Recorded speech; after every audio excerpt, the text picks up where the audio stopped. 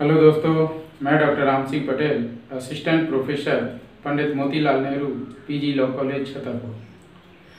दोस्तों, हम लोग मानव अधिकार संरक्षण अधिनियम 1993 पर चर्चा कर रहे थे। पिछले वीडियो में हम लोग ने इसके सामान्य परिचय और परिभाषा खंड पर चर्चा किए थे।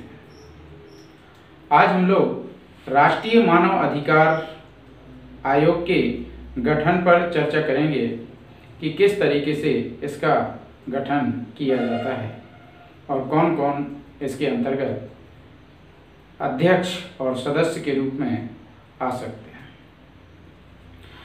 तो यहाँ पर अधिनियम की धारा 3 के अंतर्गत राष्ट्रीय मानव अधिकार आयोग का गठन किया जाता है। यहाँ पर कहा गया है कि केंद्र सरकार के द्वारा, है ना, केंद्रीय सरकार के द्वारा एक निकाय का गठन किया जाएगा जिसे राष्ट्रीय मानव अधिकार आयोग कहा जाएगा।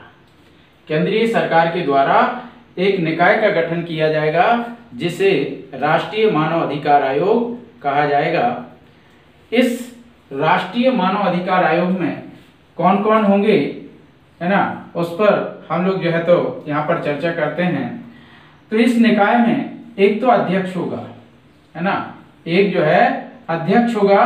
वह अध्यक्ष जो है पूर्व सीजेआई या पूर्व सुप्रीम कोर्ट जज, अर्थात वह भारत का मुख्य न्यायमूर्ति रहा हो या फिर सुप्रीम कोर्ट का कोई जज रहा हो, अर्थात वर्तमान नहीं होगा, है ना। ये जो है रिटायर्ड चीफ जस्टिस या रिटायर्ड सुप्रीम कोर्ट जज यहाँ पर जो है अध्यक्ष बनेगा। ठीक, इसके बाद एक सदस्य, है ना। अब यहां से हम लोग बात करें सदस्य की, तो एक सदस्य ऐसा व्यक्ति होगा जो कि सुप्रीम कोर्ट का जज, है ना, सुप्रीम कोर्ट का जज या तो अभी है या रहा है, अर्थात अभी वर्तमान में भी हो सकता है या रिटायर्ड हो गया है, तब भी वह जो है यहाँ पर राष्ट्रीय मानव अधिकार आयोग का सदस्य बन सकता है। ठीक, तो एक सदस्य कौन हो सकता है जो कि सुप्रीम कोर्ट का जज अभी वर्तमान में है या रहा है, अर्थात रिटायर्ड हो चुका है। इसके बाद एक सदस्य ऐसा होगा जो कि हाई कोर्ट का, है ना, देश के किसी भी हाई कोर्ट का चीफ जस्टिस, है ना, मुख्य न्यायाधीश या तो वर्तमान में है या रहा है ना। एक सदस्य ऐसा होगा जो कि भारत के किसी भी उच्च न्यायालय का मुख्य न्यायमूर्ति चीफ जस्टिस या तो वर्तमान में है या रहा है। तो ऐसे जो है तो कहना चाहिए चीफ जस्टिस को भी यहाँ पर सदस्य के रूप में ह्यूमन राइट्स कमीशन में, है ना, नेशनल ह्यूमन राइट्स कमीशन में सदस्य के रूप में नियुक्त किया जा सकता है। इसके अलावा 3 और ऐसे अन्य सदस्य होंगे, है ना, जो कि मानव अधिकारों के बारे में ज्ञान रखते हों या व्यवहारिक अनुभव जिन्हें प्राप्त हो, है ना। 3 ऐसे सदस्य होंगे, है ना, जिनके लिए मानव अधिकारों के संदर्भ में जो है विशेष ज्ञान हो या ऐसे मानव अधिकारों का व्यवहारिक अनुभव हो, अर्थात जिन्होंने यहाँ पर यह मानव अधिकारों के लिए कार्य किया हो, मानव अधिकारों के संरक्षण के लिए, मानव अधिकारों के प्रोटेक्शन के लिए कार्य किया हो। लेकिन ये जो 3 सदस्य होंगे, है ना, ये जो 3 सदस्य होंगे, इन 3 सदस्यों में कम से कम एक महिला सदस्य होना अनिवार्य है ना। ये देखिए चोटी बनी हुई है ना। तो यहाँ पर कम से कम एक महिला सदस्य होना अनिवार्य है। हालांकि एक से अधिक हो सकती है, उसमें कोई दिक्कत नहीं है। 3 की 3 जो है तो महिलाएं हो सकती हैं, है ना। अगर तीनों भी महिलाएं हैं, कोई दिक्कत नहीं है ना, 2 महिलाएं हैं, कोई दिक्कत नहीं है ना, 1 महिला है तो भी कोई दिक्कत नहीं। लेकिन यहां पर ऐसा नहीं कर सकते कि इन 3 सदस्यों में से एक भी महिला ना हो, है ना। तो यहां पर इन 3 में से कम 1 महिला होना कंपलसरी है, जरूरी है। ठीक, तो अध्यक्ष कौन होगा? पूर्व सीजेआई या सुप्रीम कोर्ट जज। ठीक, इसके अलावा सदस्य कौन होंगे, है ना। तो सदस्य के रूप में एक सुप्रीम कोर्ट का जज, जो कि वर्तमान में अभी जो है जज है या रहा है ना। और यहां पर जो है एक ऐसा जो है तो कहना चाहिए कि सदस्य होगा जो कि हाई कोर्ट का चीफ जस्टिस या तो वर्तमान में है या रहा है।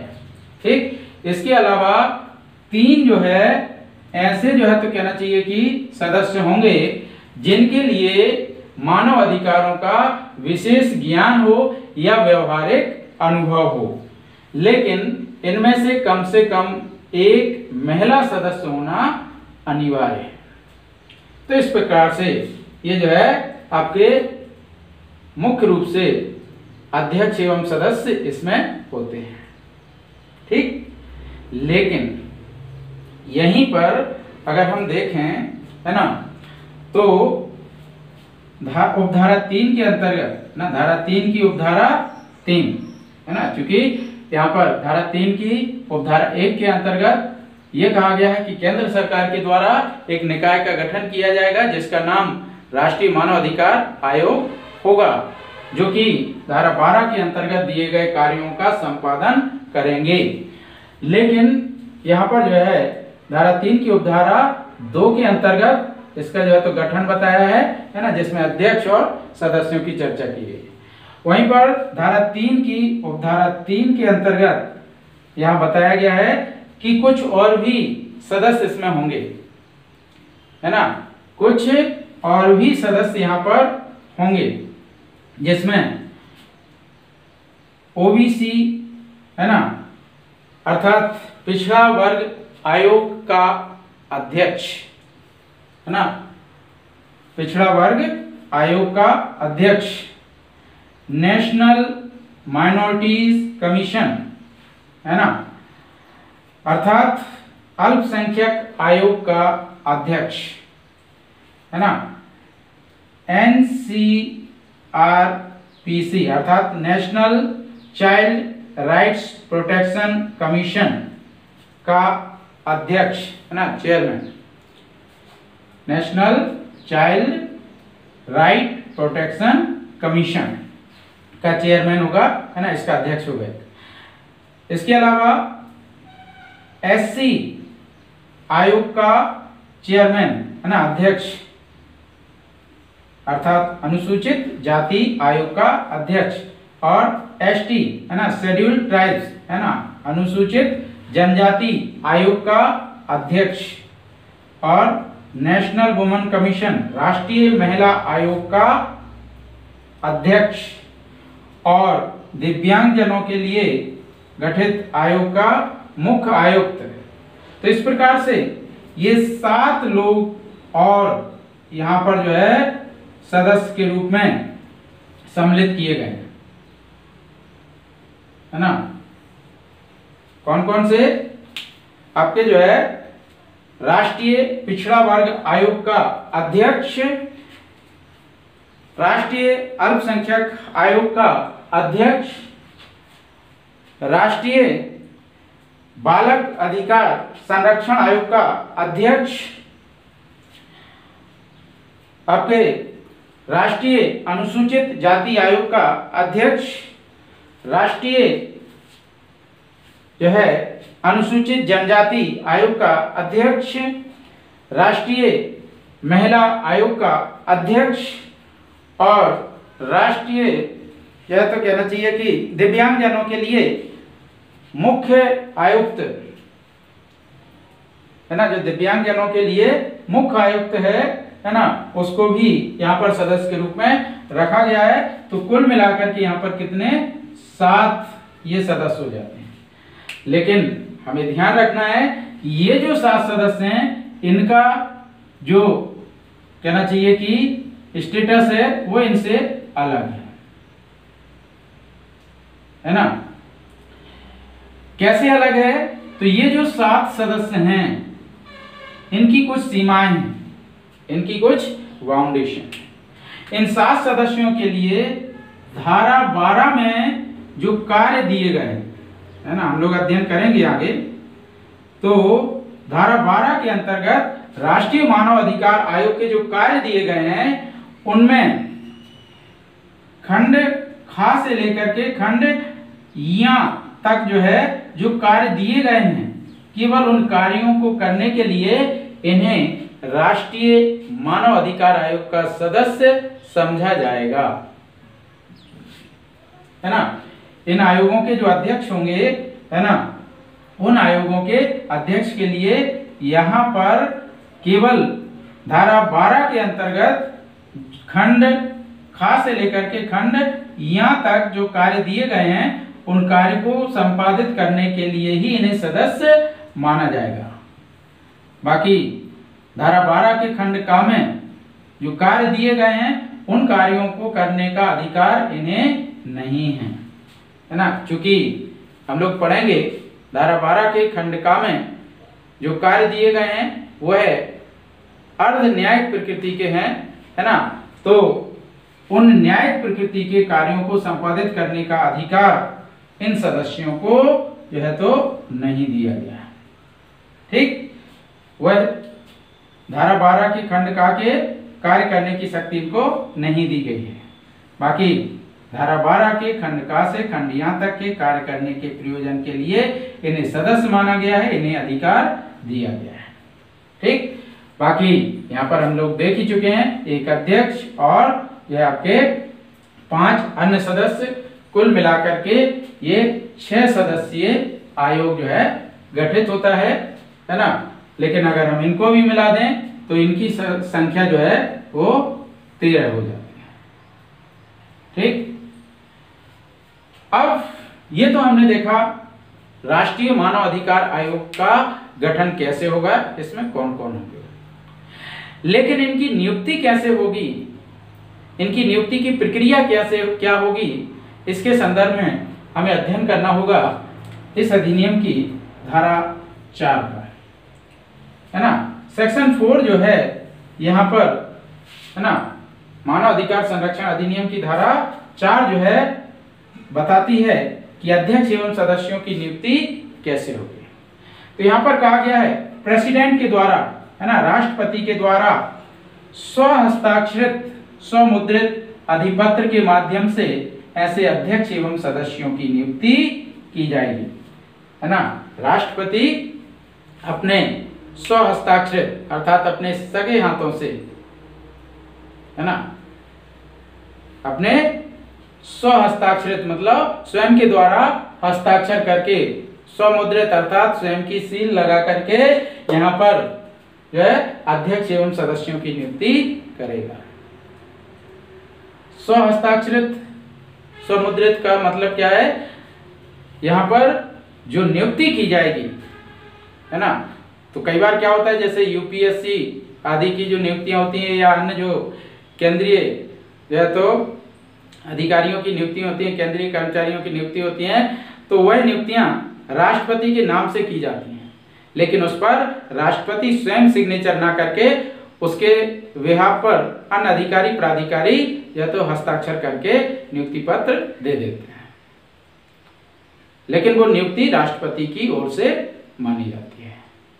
लेकिन यहाँ पर जो नियुक्ति होगी उस पर स्वयं राष्ट्रपति ही हस्ताक्षर करता है। इसीलिए यहाँ पर कहा गया है कि राष्ट्रपति के द्वारा स्वहस्ताक्षरित स्वमुद्रित अधिपत्र के माध्यम से राष्ट्रीय मानव अधिकार आयोग के अध्यक्ष एवं सदस्यों की नियुक्ति की जाएगी। लेकिन यह नियुक्ति राष्ट्रपति के द्वारा एक समिति की सिफारिश पर की जाएगी, समिति की अनुशंसा पर की जाएगी। अर्थात एक समिति गठित की जाएगी, उस समिति के द्वारा जिन लोगों के नाम सुझाए जाएंगे उन्हें राष्ट्रपति के द्वारा यहाँ पर अध्यक्ष एवं सदस्यों के रूप में नियुक्त किया जाएगा। यद्यपि यहाँ पर हमें ध्यान रखना है कि ये जो 7 सदस्य हैं ये फिक्स हैं। यहाँ पर जो भी इन आयोगों का अध्यक्ष होगा वही जो है तो कहना चाहिए कि सदस्य बनेगा। लेकिन यहाँ पर ये जो 6 लोग हमने देखे हैं, है ना, इन 6 लोगों के नियुक्ति संबंधी मामलों में इस समिति के द्वारा सिफारिश की जाएगी, सिफारिश दी जाएगी। इस समिति में कौन होगा, है ना, सिफारिश देने वाली समिति में कौन कौन होगा, तो इसमें एक तो जो है स्वयं प्रधानमंत्री होंगे, है ना। प्रधानमंत्री इस समिति के अध्यक्ष होंगे, है ना। इस समिति में प्रधानमंत्री जो है वो अध्यक्ष होंगे। इसके अलावा लोकसभा का अध्यक्ष इस समिति में होगा। इसके अलावा गृह मंत्रालय का भार साधक मंत्री अर्थात होम मिनिस्टर, है ना, अर्थात गृह मंत्री इसमें होगा। इसके अलावा लोकसभा में विपक्ष का नेता, है ना, यहाँ पर लोकसभा में विपक्ष का नेता भी इस समिति का सदस्य होगा, है ना। राज्यसभा में विपक्ष का नेता, है ना, लोकसभा में विपक्ष का नेता, राज्यसभा में विपक्ष का नेता, ये जो है इसमें सदस्य होंगे।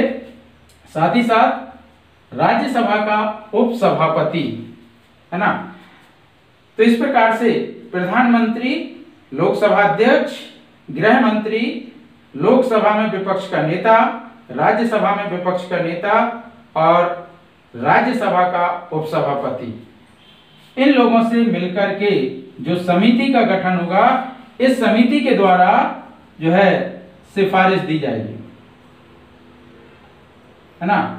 ये जो सिफारिश राष्ट्रपति को दी जाएगी, उस सिफारिश के आधार पर जो है कहना चाहिए कि राष्ट्रपति के द्वारा यहाँ पर ऐसे अध्यक्ष एवं सदस्यों की नियुक्ति की जाएगी। लेकिन एक चीज और ध्यान रखना है, यहाँ पर चूंकि हमने देखा कि एक सदस्य ऐसा होगा जो कि सुप्रीम कोर्ट का जज है या रहा है, या तो वर्तमान में है या रहा है अर्थात रिटायर्ड हो गया है, और एक सदस्य ऐसा भी होगा जो कि उच्च न्यायालय का मुख्य न्यायमूर्ति, है ना, भारत के किसी हाई कोर्ट का जो है तो चीफ जस्टिस वर्तमान में है या रहा है। तो यदि रहा है वाली कंडीशन है तब तो कोई दिक्कत नहीं। लेकिन यदि ये दोनों ही परिस्थिति में अर्थात सुप्रीम कोर्ट जज या हाई कोर्ट चीफ जस्टिस के मामले में यदि कोई एक्टिंग जजेस है अर्थात वर्तमान में कार्यरत जजेस है और उसकी नियुक्ति यदि राष्ट्रीय मानव अधिकार आयोग में की जा रही है या राष्ट्रीय मानव अधिकार आयोग में की जानी है, तो उसको नियुक्त करने के पूर्व क्या करना होगा, सीजेआई से, है ना, वर्तमान में जो सीजेआई है उस वर्तमान सीजेआई से परामर्श करना अनिवार्य है ना। इन दोनों ही कंडीशन में क्या करना होगा कि जो वर्तमान सीजेआई है ना, उस वर्तमान सीजेआई से परामर्श करना आवश्यक है। स्वाभाविक सी बात है, यदि सुप्रीम कोर्ट जज को आप राष्ट्रीय मानवाधिकार आयोग में ले रहे हैं या हाई कोर्ट चीफ जस्टिस को आप जो है कहना चाहिए कि राष्ट्रीय मानवाधिकार आयोग में ले रहे हैं, तो उसका काम प्रभावित होगा, तो उसकी व्यवस्था करना यहाँ पर चीफ जस्टिस का दायित्व होगा। तो चीफ जस्टिस, है ना, वहां पर अपनी व्यवस्था इस तरीके से कर सके कि सारे कार्य सुचारू रूप से, सुचारू ढंग से चल सकें। इसके लिए यहाँ पर जो है सीजेआई से परामर्श करना अनिवार्य है ना, यदि एक्टिंग जजेस है, और अगर रिटायर्ड है तो कोई दिक्कत नहीं, है ना, अपने से कर सकते हैं। साथ ही साथ यहाँ पर एक चीज और कही गई है कि ये जो समिति है ना, ये जो समिति है, यदि इस समिति में कोई रिक्ति है ना, यदि कोई रिक्ति है तो ऐसी कोई रिक्ति यहाँ पर किसी प्रकार का कोई प्रभाव नहीं डालेगी। अर्थात यहाँ पर जो है कहना चाहिए कि मान लीजिए इनमें से कोई एकाध नहीं भी है, जैसे वर्तमान में अगर हम उदाहरण के तौर पर देखें तो लोकसभा में विपक्ष का नेता, हम लोग जानते हैं कि विपक्ष का नेता होने के लिए लोकसभा में कम से कम 10% सीट होना आवश्यक है। कम से कम 10% जो है लोकसभा में सीट होना अनिवार्य है। तो वर्तमान में किसी भी दल के पास 10% सीटें नहीं है।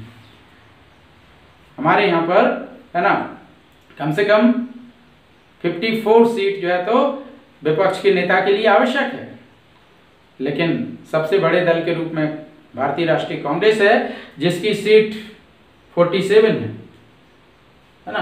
तो अब ऐसी स्थिति में विपक्ष का नेता किसी को नहीं बनाया जा सकता, क्योंकि संवैधानिक प्रावधान है कि कम से कम 10% सीट है ना, लोकसभा की कुल सीट का कम से कम जो है 10% सीट जो है तो लाना अनिवार्य है। तो ऐसी स्थिति में विपक्ष का कोई सदस्य नहीं है, और जब विपक्ष का सदस्य नहीं है तो यहाँ पर ये एक सदस्य जो है तो कहना चाहिए कि कम हो जाएगा। अब मान लीजिए कोई नियुक्ति ऐसी स्थिति में की जाती है, तो अब कोई व्यक्ति यदि ये आपत्ति उठाता है कि इस समिति में लोकसभा में विपक्ष का नेता तो था ही नहीं, कैसे नियुक्ति कर दी, ये नियुक्ति अवैध है, गलत है, तो यहाँ पर स्पष्ट रूप से प्रावधान कर दिया गया है ना, कि यदि कोई जो है रिक्ति है, कोई जो है तो कहना चाहिए कि इनमें से एक आध नहीं भी है, तब भी इस समिति के द्वारा दी गई सिफारिश के आधार पर राष्ट्रपति महोदय के द्वारा जो भी नियुक्ति की जाएगी वह वैलिड होगी, वह सही होगी, वह वैध होगी, उस पर कोई प्रतिकूल प्रभाव नहीं पड़ेगा। क्लियर?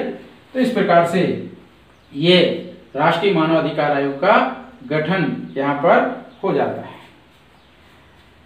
इसके बाद हम लोग आगे चर्चा करेंगे कि किस तरीके से इनका कार्यकाल कितना होगा, इन्हें किस तरीके से हटाया जा सकेगा, और किस तरीके से जो है तो ये अपने अन्य कार्यों को करेंगे, इनको कार्य करने के लिए कौन कौन सी शक्तियां दी गई हैं, उन सब पर हम लोग आगे विस्तार से अगले वीडियो में चर्चा करेंगे। आज के लिए धन्यवाद, नमस्कार। और यदि अभी तक आप लोगों ने इस वीडियो को सब्सक्राइब नहीं किया है तो प्लीज़ इसे सब्सक्राइब करें और बाजू में दिए बेल आइकॉन को जरूर दबाएं, जिससे आने वाले प्रत्येक नए वीडियो के नोटिफिकेशन आप तक पहुंचते रहें। साथ ही साथ इस वीडियो को अधिक से अधिक लोगों के लिए शेयर करें, जिससे अन्य लोगों को भी इससे लाभ पहुंच सके। धन्यवाद, नमस्कार।